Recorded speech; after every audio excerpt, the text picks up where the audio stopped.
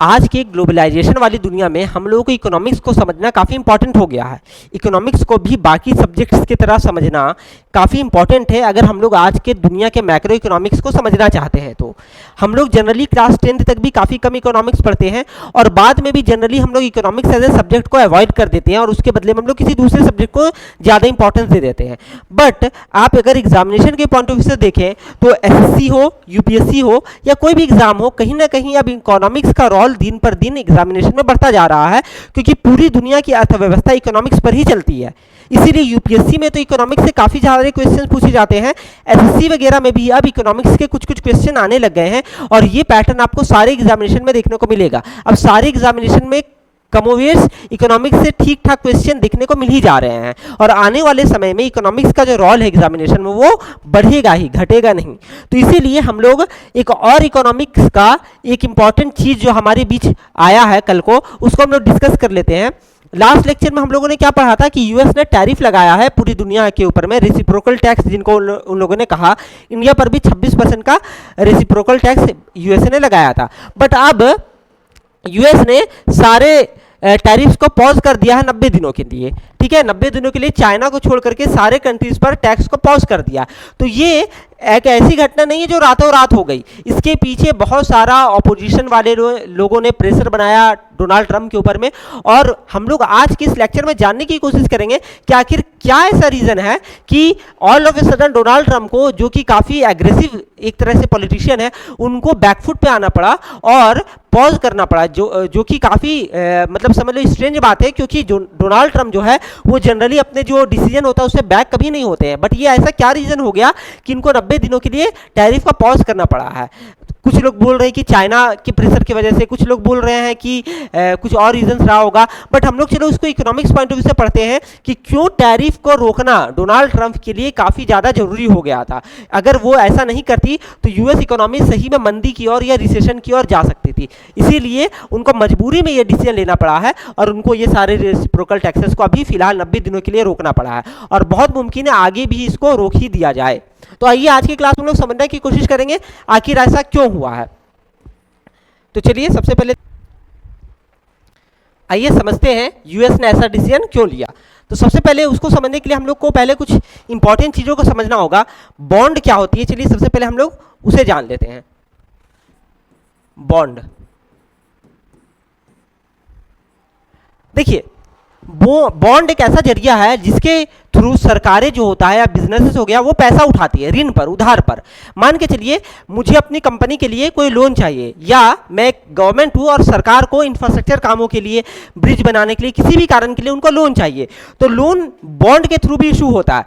ये बॉन्ड का एक पेपर होगा जिसमें यह मान के चलिए लिखा होगा, हम लोग यूएसए का केस में ले लेते हैं कि यह बॉन्ड का जो पेपर है वो $100 का है और इसमें यूएस गवर्नमेंट $10 रुपया एज ए इंटरेस्ट पे आउट करते रहेगी। समझ में आ गया ना? और ये मान के चलिए ये जो बॉन्ड इसका टेन्योर मान के चलिए 10 साल का है, 10 साल बाद ये मैच्योर हो जाएगी। जब तक ये मैच्योर नहीं हो रही है तब तक आपको $10 प्रति साल मिलता रहेगा और मैच्योरिटी के बाद आपको पूरा प्रिंसिपल के साथ वो लौटा देगी। तो मान के चलिए ये एक बॉन्ड का पेपर है, ये $100 का है। तो जनरली कंपनीज हो गया या बिजनेसेस हो गई या गवर्नमेंट हो गया, वो लोन कैसे उठाती है, ये बॉन्ड का पेपर को वो इशू करेंगी और उसे पब्लिक को दे देंगी। पब्लिक बदले में सरकारों को पैसा देगी और ये बॉन्ड को अपने पास रखेंगी और जब मैच्योरिटी आ जाएगा तब ये बॉन्ड को वापस लौटा करके अपना पैसा पब्लिक ले लेती है। ये एक नॉर्मल प्रोसेस होता है जिसके थ्रू बॉन्ड के थ्रू सरकारें और बिजनेसेस पैसा उठाती है। तो यूएस में इसको ट्रेजरी बोला जाता है, यूएस में इस बॉन्ड को ट्रेजरी बोला जाता है, ट्रेजरी। इंडिया में हम लोग गवर्नमेंट सिक्योरिटीज बोलते हैं या जीसेक्स बोलते हैं। ठीक है, इंडिया में इसको जीसेक्स यानी कि गवर्नमेंट सिक्योरिटी बोला जाता है और यूएस में इसको ट्रेजरी बोलते हैं। तो देखिए क्या होता है, आप लोग को थोड़ा इकोनॉमिक्स का यहाँ पर एक कॉम्प्लेक्स टॉपिक को मैं समझा रहा हूँ, आप लोग थोड़े अच्छे से इसको देखिएगा, नहीं होगा तो एक बार रिपीट करके देखिएगा तो आप लोग को समझ में आ जाएगा। एक्चुअली में प्रॉब्लम ये हुआ कि लगातार यूएस गवर्नमेंट देख रही थी कि उनका बॉन्ड यील्ड जो है वो बहुत ज़्यादा बढ़ रहा था। बॉन्ड यील्ड यानी कि समझ लीजिए जो उनको बॉन्ड में इंटरेस्ट पे आउट करना था वो लगातार उनका बर्डन बढ़ रहा था। क्यों बढ़ रहा था उसको हम लोग समझते हैं। देखिए उसको समझने के लिए मैं आपको थोड़ा सा यहां पर ले जाना चाहूंगा। देखिए बॉन्ड प्राइस और बॉन्ड यील्ड में इनवर्स रिलेशन है, उल्टा रिलेशन है। बॉन्ड प्राइस और बॉन्ड यील्ड में क्या है, उल्टा रिलेशन है। कैसे उल्टा रिलेशन है, आइए इसको हम लोग समझने की कोशिश करते हैं। देखिए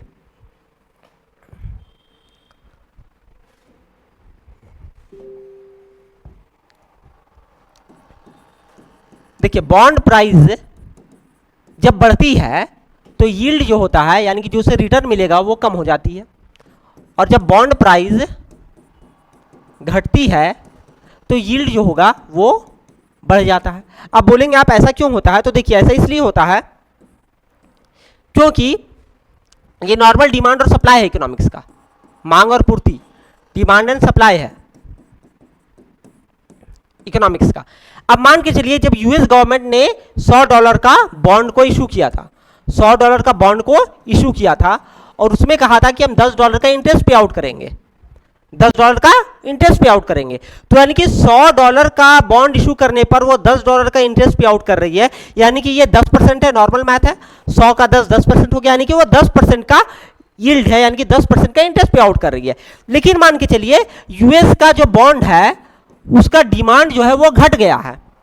अब आप ही बताइए नॉर्मल इकोनॉमिक्स किसी भी चीज का मांग कब घटता है, डिमांड किसी भी चीज का कब घटता है, जब लोगों का उससे भरोसा उठ जाए, है ना। तो यूएस का अर्थव्यवस्था से लोगों का भरोसा कहीं ना कहीं उठ रहा है, क्योंकि यूएस आज के दिन में बहुत ज्यादा डेट में चल रही है, उधारी में चल रही है, और बहुत सारे लोगों का यूएस के अर्थव्यवस्था से भरोसा उठ रहा था।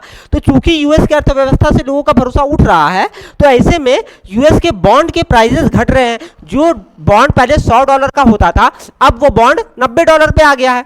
क्यों आ गया है, क्योंकि यूएस के अर्थव्यवस्था से लोगों का भरोसा उठ रहा है, क्योंकि लोगों को ऐसा लगता था कि मंदी आ जाएंगी। तो अब इनका डिमांड जो है बॉन्ड का वो घट रहा है। जब डिमांड बॉन्ड का घट रहा है तो प्राइसेस बॉन्ड के घट रहे हैं, लेकिन सरकार को अभी भी $10 ही इंटरेस्ट पे आउट करना है, क्योंकि उन्होंने वादा किया है कि यह जो बॉन्ड था इसमें मैं $10 का इंटरेस्ट पे आउट करूंगा। तो मान के चलिए बॉन्ड मार्केट ऐसा मार्केट होता है जैसे इक्विटी मार्केट हमारा होता है इंडिया में, जहां पर स्टॉक्स को आप खरीद लेते हो और उसके बाद आप पब्लिक ही आपस में वो स्टॉक्स को बाय और सेल करते रहते हैं। यही होता है स्टॉक मार्केट में, आप किसी कंपनी का शेयर लिए फिर आप बेच दिए तो कोई और आदमी आपसे खरीद लिया। उसी तरह एक बॉन्ड मार्केट होता है जहां पर बॉन्ड का खरीद और बिक्री होता है। यूएस में इसको ट्रेजरी मार्केट बोला जाता है। तो ट्रेजरी मार्केट में जो $100 था, यानी कि ये 10 ईयर का बॉन्ड था, 10 साल का बॉन्ड था, यानी कि 10 साल का जो बॉन्ड है उस पे $10 का इंटरेस्ट पे आउट कर रही थी सरकार। अब ये वाला बॉन्ड का प्राइस $90 हो गया है।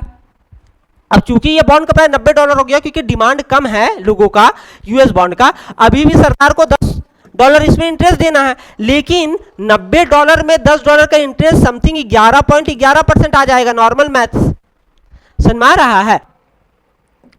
$100 पे $10 का इंटरेस्ट मिल रहा था, यानी कि कट करके ये 10% का इंटरेस्ट आ रहा था, 10% का यील्ड आ रहा था। बट अब वो बॉन्ड का प्राइस 90 हो गया, जैसा मैंने आपको बताया, क्योंकि डिमांड कम है। तो अब वो $90 पे सरकार को $10 का इंटरेस्ट देना पड़ रहा है। तो अब ये $90 पे जो सरकार को 10% का इंटरेस्ट देना पड़ रहा है, इसका मतलब क्या हो गया कि अब सरकार को,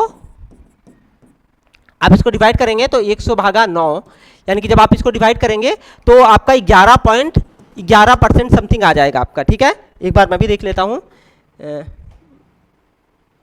हाँ समथिंग 11.11% आ जाएगा। तो यानी कि अब आपको इतना इंटरेस्ट पे आउट करना पड़ रहा है। अब आप समझ रहे हो, वही बॉन्ड जो $100 वाला था, जस्ट बिकॉज उसका प्राइस कम हो गया है तो अब गवर्नमेंट को 11% का इंटरेस्ट देना पड़ रहा है। और जिस तरह से सेलिंग हो रहा था यूएस बॉन्ड का, जिस तरह से लोगों का यूएस की इकोनॉमी में भरोसा उठ रहा था, बहुत मुमकिन था ये $90 वाला बॉन्ड कल को $80 हो जाता। अब $80 में वापस से सरकार अगर $10 का इंटरेस्ट देती तो ये और ज्यादा उनके ऊपर इंटरेस्ट रेट बढ़ जाता। समझ में आ रहा है आपको, यानी कि सरकार का जो इंटरेस्ट रेट है वो लगातार बढ़ते जा रहा है और बॉन्ड का प्राइस लगातार घटते जा रहा। तो ऐसे में लोन्स को चुकाना सरकार के लिए महंगा हो जाता। सिर्फ लोन सरकार तो लेकर के नहीं रखी, बिजनेसमैन भी लेकर के रखी हुई है ना, टेस्ला हो गया, माइक्रोसॉफ्ट हो गया, ये सारे कंपनीज ने कुछ ना कुछ लोन पब्लिक से उठाया हुआ है बॉन्ड के थ्रू या किसी भी मेजर सोर्सेज के थ्रू। तो आप समझो अगर ये लोग सबों का इंटरेस्ट रेट बढ़ जाएगा तो लोन्स जो ये लोग लिए हुए हैं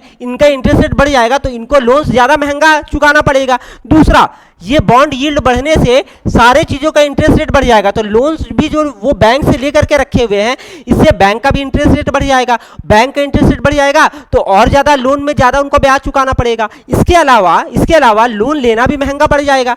एक समय आप समझो जहां पर पहले 10% का इंटरेस्ट रेट लग रहा था, अभी 11% का लग रहा, तो लोन लेना भी महंगा हो जाएगा। तो आप समझ रहे हैं, इसका एक कैस्केडिंग इफेक्ट हो जाता है, यानी कि एक इकोनॉमी में क्या हो जाता है, जस्ट बिकॉज एक बॉन्ड में सेलिंग आ रही थी बहुत ज़्यादा, क्योंकि लोगों का भरोसा यूएस के बॉन्ड से या यूएस की इकोनॉमी से उठ रहा था, तो देखो इंटरेस्ट रेट बढ़ रहा था, इंटरेस्ट रेट बढ़ रहा है, तो इसकी वजह से क्या होगा, लोन्स का जो ये है क्या बोलते हो अमाउंट है वो बढ़ता जा रहा है, इंटरेस्ट ज़्यादा सरकारों को देना पड़ रहा, तो सरकारों को लॉस हो रही है, बिजनेसमैन को लॉस हो रही है। अब जब इतना ज़्यादा इंटरेस्ट देना पड़ेगा तो आप समझ रहे हो, जॉब्स वाले जो लोग पैसा वैसा कमाते हैं, देश में इन्फ्लेशन बढ़ेगा, महंगाई बढ़ेगी। अब महंगाई तो ऐसे ही पैसा को खा जाती है, तो आप समझो बॉन्ड का यील्ड बढ़ा, इंटरेस्ट रेट बढ़ा, इंटरेस्ट रेट बढ़ेगा तो सारी चीज़ों में इसको इफेक्ट देखने को मिलेगा, महंगाई बढ़ेगी, महंगाई बढ़ेगी तो ऐसे में अनएम्प्लॉयमेंट जो होगा वो भी बढ़ जाएगा, क्योंकि देश में जो होगा अनएम्प्लॉयमेंट ऑब्वियसली बात है महंगाई के साथ बढ़ती है, और जो भी लोगों के पास जॉब है वो लोगों का पैसा कम बचेगा पॉकेट में, तो इससे क्या होगा, देश में कहीं ना कहीं मंदी आ जाएगी, तो देश में क्या आ जाएगा, रिसेशन आ जाएगा। रिसेशन यानी कि देश में क्या आ जाएगी, एक तरह से बोल सकते हो आप, मंदी आ जाएगी।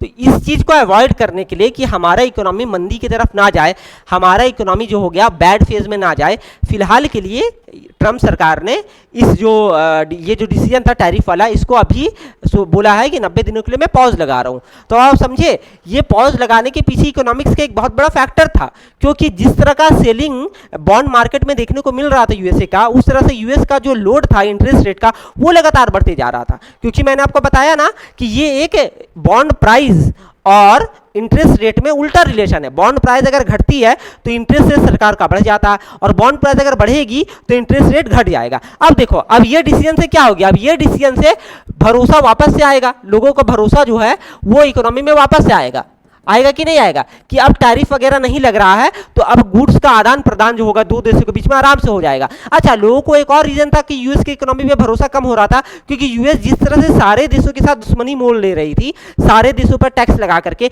तो बहुत मुमकिन था इंडिया और चाइना अपना ट्रेड रिलेशन अच्छा करके यूएस को बॉयकॉट कर दे, बहुत मुमकिन था रशिया और चाइना मिलकर के ट्रेड कर ले और यूएस को बॉयकॉट कर दे, बहुत मुमकिन था कि यूएस बहुत सारे देशों के साथ एक साथ दुश्मनी भी ले रही थी, इस वजह से और भी भरोसा उनकी इकोनॉमी पर लोगों का कम हो रहा था। अब चूंकि इन्होंने ये चीज को खत्म कर दिया फिलहाल के लिए, तो अब लोगों का वापस से भरोसा आ जाएगा यूएस की इकोनॉमी पर, इन्वेस्टर का वापस से भरोसा आ जाएगा। तो जब वापस से भरोसा यूएस की इकोनॉमी पे आ जाएगा तो ऑब्वियस ही बात है बॉन्ड का प्राइस क्या होगा, वो जो बॉन्ड का प्राइस $100 वाला मैंने एग्जांपल लिया वो $90 हो गया था। ऑब्वियस ही बात है जब भरोसा वापस आएगा तो ये $90 का बॉन्ड वापस से मान के चलो $95 होगा, फिर धीरे धीरे $100 होगा। तो ऑब्वियस ही बात है जब ये पैसा यानी कि ये बॉन्ड का प्राइस बढ़ेगा तो सरकार का इंटरेस्ट जो होगा, ब्याज जो होगा वो वापस से घट जाएगा। तो इससे क्या होगा, यूएस का इकोनॉमी अर्थव्यवस्था वापस से स्टेबल हो जाएगी।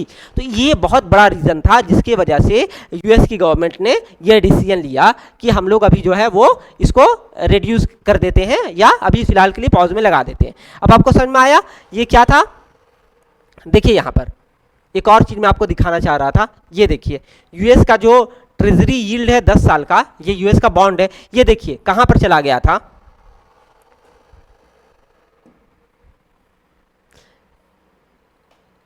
ये देखिए, ये आप देख रहे हैं, ये अक्टूबर के बाद से लगातार ऊपर की ओर ही जा रहा था, और ये जनवरी के बाद देखिए लगातार और ऊपर जा रहा था, और अभी करंटली यहां पर ट्रेड कर रहा था।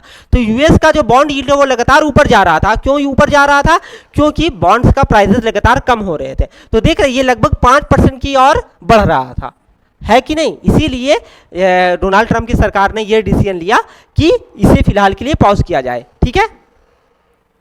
और देखिए जो मैं आपको और एक चीज समझा रहा था वो ये कि बॉन्ड की प्राइसेस और इंटरेस्ट रेट में हमेशा उल्टा रिलेशन होता है। यानी कि देखिए यहाँ पर इंटरेस्ट रेट जब बढ़ता है, जब इंटरेस्ट रेट आपका बढ़ रहा है तो क्या हो रहा है, तो बॉन्ड का प्राइजेस जो है वो घट रहा है, और जब इंटरेस्ट रेट घट रहा है तो बॉन्ड का प्राइजेस बढ़ रहा है। इस तरह से आपको समझना है। तो आपको समझ में आ गया, ये इकोनॉमिक्स का एक बहुत बड़ा कॉन्सेप्ट था, बॉन्ड और बॉन्ड यील्ड क्या होता है। आज की क्लास में हम लोगों ने समझा बॉन्ड और बॉन्ड यील्ड का क्या रिलेशन होता है, और किस तरह से एक समझ लो कैस्केडिंग इफेक्ट में अगर एक चीज इंपैक्ट उससे होता है तो उससे कितना सारी चीज लगातार इंपैक्ट हो जाता है। बॉन्ड से देखिए आप, बॉन्ड के यील्ड की वजह से, बॉन्ड के यील्ड में जो परिवर्तन हो रहा था इसकी वजह से इंटरेस्ट रेट में परिवर्तन आ गया है ना। इंटरेस्ट रेट की वजह से लोन महंगा हो गया है ना। लोन महंगा हो जाएगा तो फिर कंपनीज को, बिजनेसेस को, है ना, सरकारों को, गवर्नमेंट को लॉस होने लगेगा, क्योंकि उनको अब ज्यादा इंटरेस्ट देना पड़ेगा। इन सभी को लॉस होने लगेगा। लॉस होने लगेगा तो ऐसे में इनको तो लॉस हो ही रहा है, और चूंकि महंगाई बढ़ गया है तो अर्थव्यवस्था में इन्फ्लेशन बढ़ गया है, तो जो भी लोग का पैसा है वो पैसा का वैल्यू, मनी का वैल्यू घट रहा है, मनी का वैल्यू घट रहा है। तो देख रहे हो आप, अर्थव्यवस्था कहीं ना कहीं पूरी तरह से चरमरा जाता है ऐसे में। इसलिए ये कॉन्सेप्ट को समझना आज की क्लास में बहुत जरूरी था, और ये रीजन है कि डोनाल्ड ट्रंप की सरकार ने 90 दिनों के लिए ये इस पर पॉज लगाया। आई होप आप लोग को ये क्लासेस बहुत अच्छे से समझ में आ रहा होगा। इंस्पायर कॉम्पिटिटिव वर्ल्ड में हम लोग बहुत डिटेल में जीएस की हर सब्जेक्ट को टैकल करते हैं। तो और अधिक जानकारी के लिए और अच्छे से हमारे क्लास को क्लास के बारे में जानकारी लेने के लिए आप हमारे